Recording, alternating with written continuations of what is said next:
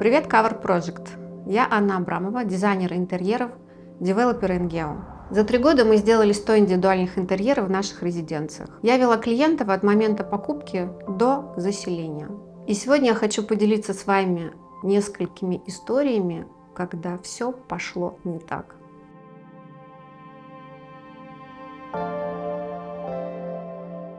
Компания InGeo построила 96 апартаментов в центре Москвы. Это очень известный комплекс Большая Дмитровка, 9. Сейчас мы уже заселяем резидентов в апартаменты, и большая часть их была сделана индивидуально.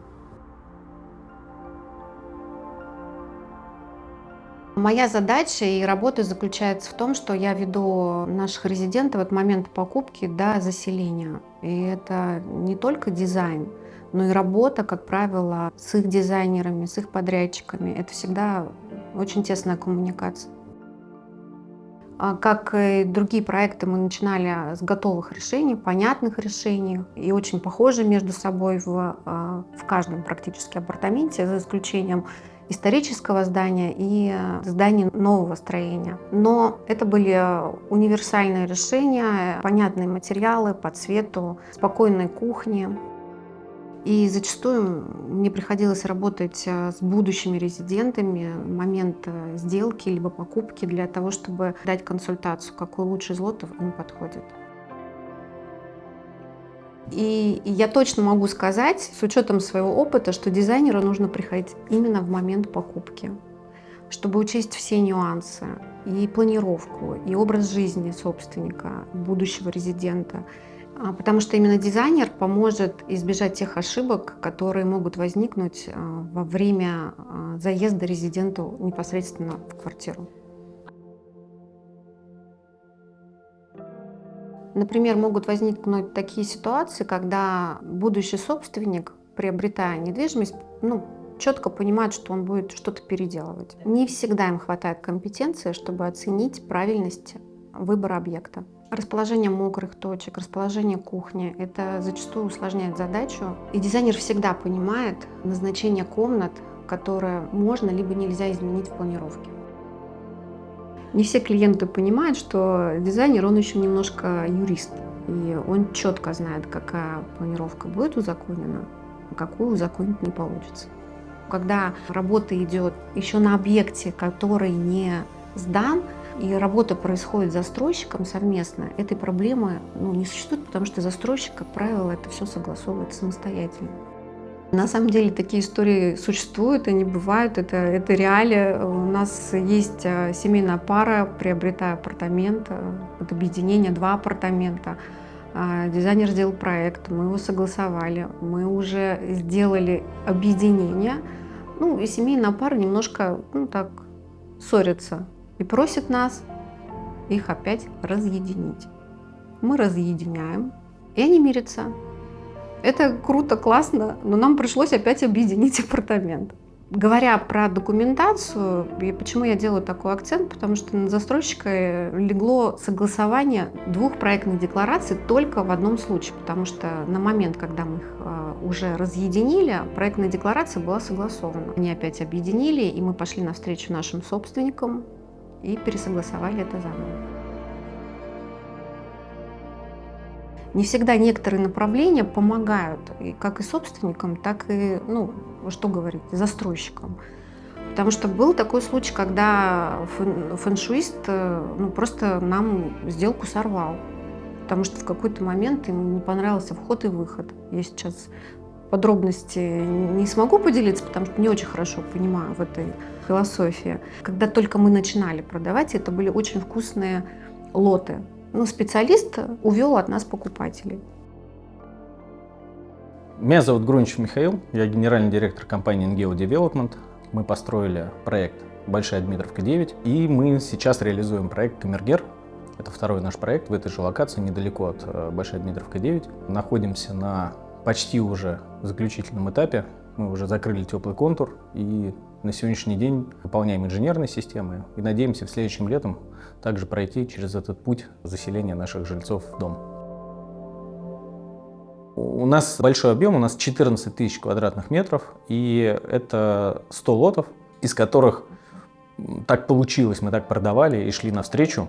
Мы давали возможность привнести свои какие-то дизайнерские решения. Получается 70 апартов из 100 – это индивидуальная реализация проектов. Вот. Я думаю, что большая часть того, кто вас смотрит, прекрасно понимает, что это вообще за объем работы, каторжный абсолютно труд. И нам пришлось создать внутреннюю структуру, во-первых, а во-вторых, в итоге после 3,5 лет работы, то есть это не то, что мы там 3,5 года делали отделку, а вот общий срок вообще от начала проектирования, ну, по факту до сегодняшнего дня, где-то мы еще там доделываем, мы получили огромный опыт, выкристаллизовалась команда, которая способна слышать клиента, который знает, что такое строительство, который знает, что такое работа с проектной документацией, и самое главное, которая научилась увязывать всех участников этого процесса между собой. Мы с удовольствием это доделываем, потому что понимаем, что это наша ответственность, и мы хотим довести вот продукт до состояния, когда все скажут, что да, вот либо поименно назовут, а лучше скажут, что InGeo Development, они подошли с душой. Это, кстати говоря, сейчас и происходит. Я, во-первых, искренне считаю, что Deluxe сегодня вообще может быть только с отделкой. По двум причинам. Первая причина – ты должен получить законченный объект. Тратить свою нервную систему на 2-2,5 года осуществления ремонтов, чуть-чуть проматывая назад, Deluxe покупают люди, как правило, в большинстве своем, у которых не один объект недвижимого имущества есть в портфолио. Как правило, эти люди все-таки хотят заехать в объект в достаточно краткосрочный период. Продукт Deluxe, если вдуматься, мы берем любой комплекс, там, условно говоря, неважно, бизнес-класс, эконом-класс. Допустим, в 2025 году его сдали. Вот нормальная жизнь им начнется, но если в 31-м, в 32-м она начнется, ну это хорошо. Это значит, что все достаточно как бы планомерно делали ремонт. Я имею в виду, когда вы перестали слышать постоянно дрель, вы перестали видеть людей, которые какими-то большими крупногабаритными материалами вам мопы царапают. Помимо того, что вы подождали строительство самого объекта, вы еще там 5 лет до жизни, которой себе прогнозировали и видели, в принципе, потратили на это. На мой взгляд, Deluxe, конечно же, должен быть с отделкой. Это как минимум экономия вот этого времени. А второе, люди сейчас, это то, с чего мы начинали, они перестали хотеть вот прям, чтобы было что показать. У нас каждая квартира, она чем-то выделяется. Да, есть квартиры, которые на порядок там ярче, на порядок, может быть, дороже обставлены и так далее. Но это уже решение собственника, и продолжительность реализации вот этого креатива, оно до полугода доходит, и все, и ты живешь именно вот в том, в чем ты хочешь. Поэтому мне кажется, что у большинства людей, которые могут себе позволить, и самое главное, на сегодняшний день хотят это сделать, недвижимость Deluxe класса, было бы правильно предоставлять им продукт, который соответствует их требованию и соответствует там высокому уровню отделки, но эта отделка должна быть не кричащей, она должна быть достаточно универсальной для реализации потом всех вот идей и желаний по вот этой способности удивлять своих гостей, либо же, может быть, по действительно какому-то совершенно креативному мышлению и видению пространства.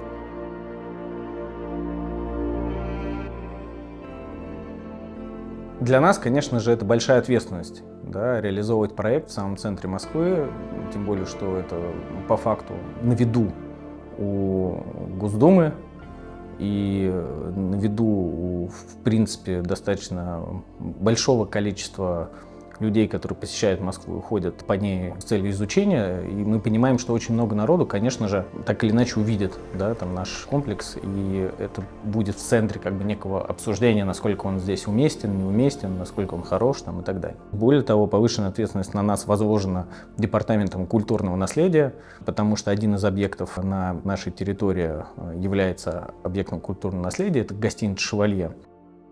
Основная это была задача вписать в историческую среду все-таки современную архитектуру. Мы не могли ничего сделать там совсем кричащего, оно просто не вписывалось, да, там в архитектурный ансамбль, который там вокруг находится. У нас получается 5 блоков, один из них исторический, мы уже не могли его переделать, мы его просто реставрируем. 2 блока у нас офисных, один из них тоже достаточно в таком вот классическом стиле. Дальше у нас есть два блока жилых. Один из них выполнен из высокопрочного сплава алюминия. И эти технологии на самом деле сейчас применяют в космической военной промышленности. То есть вот сама технология, по которой выполняется изготовление, сплав этого фасада. Там на нем прям сохранены элементы окон, которые были в этом здании до.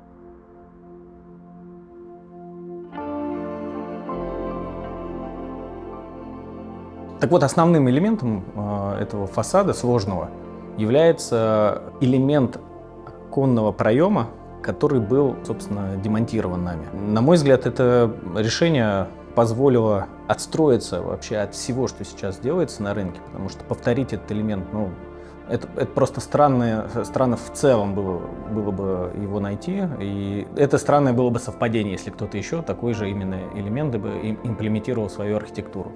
Поэтому в этом плане мы уверены за ее уникальность. Еще один блок жилой. Он получился в стиле больше минимализм. Вместо оградительного стекла, который нужен пожарной безопасности, сделали камень, который выполняет ту же функцию защитную, но при этом при всем дает немножко огоньку фасаду. Он и сам в рыжем цвете, сам фасад такой более серый у нас.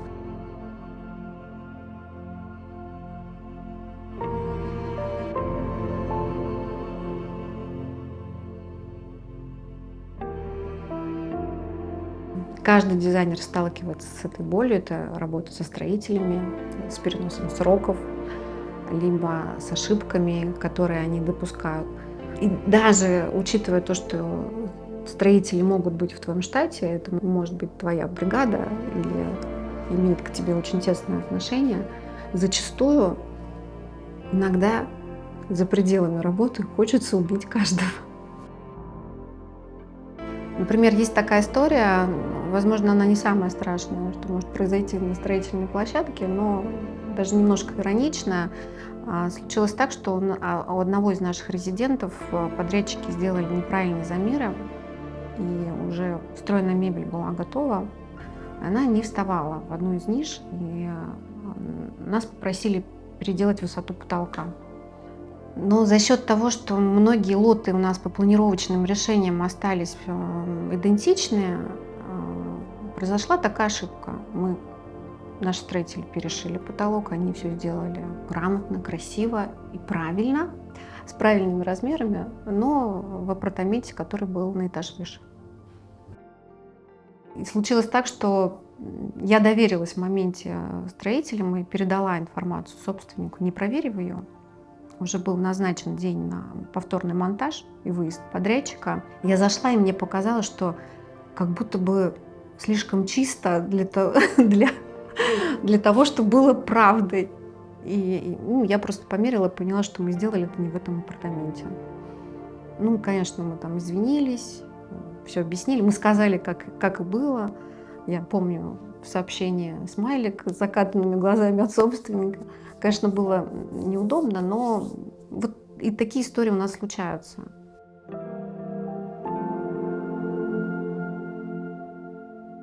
Делитесь, пожалуйста, в комментариях своими историями, своими болями, своим опытом. Мы с радостью все почитаем и обязательно ответим. Еще одна, конечно, такая боль, это когда у тебя уже проект согласован, уже все подписано, уже приняты все решения. Наши заказчики, они же часто путешествуют, поехал, где-то что-то увидел. Иногда, кажется, из-за какой-то ерунды меняется практически все. Конечно, на объекте я сталкиваюсь не только сама с такими ситуациями. Я вижу, как мои коллеги от этого часто и страдают, им приходится переделывать. Даже у нас была такая ситуация, когда уже все была, мебель вся собрана. По проекту я четко знаю, что там, то, что я вела этот проект с дизайнерами, они сами были из другого города, я им помогала с какими-то решениями по видеосвязи. И я точно знаю, что была визуализация, были чертежи, было все понятно, были фабрики выбраны, было все понятно. Собственник зашел, провел с супругой 10 минут, вышел и сказал, что мы все переделали. Конечно, ты по итогу смотришь на результат и понимаешь, да, это было правильное решение, потому что сделано было лучше, круче. Но я также понимаю, что вот в процессе сам дизайнер или команда, или мы даже как подрядчики, как застройщик, столько души вложили вот вот в этот первый вариант и еще раз прошли ту же самую историю уже с другим дизайнером. Конечно, работа дизайнера и застройщика — это не всегда про боли. И когда ты видишь результат, зачастую ты хочешь в нем еще как-то поучаствовать. И порой договариваешься со своими, снимаешь люстру в офисе продаж, потому что она идеально вписывается в интерьер, и даришь ее клиенту. Конечно, мы сейчас уже все вспоминаем с улыбкой и иронизируем, когда уже все хорошо, все довольны, собственники заехали, мы довольны своей работой. И более того, я уверена, что нам этот опыт поможет уже на нашем новом объекте, на Камергере, учитывать все эти нюансы, эти боли, эти истории и сделать более премиальную историю по любви.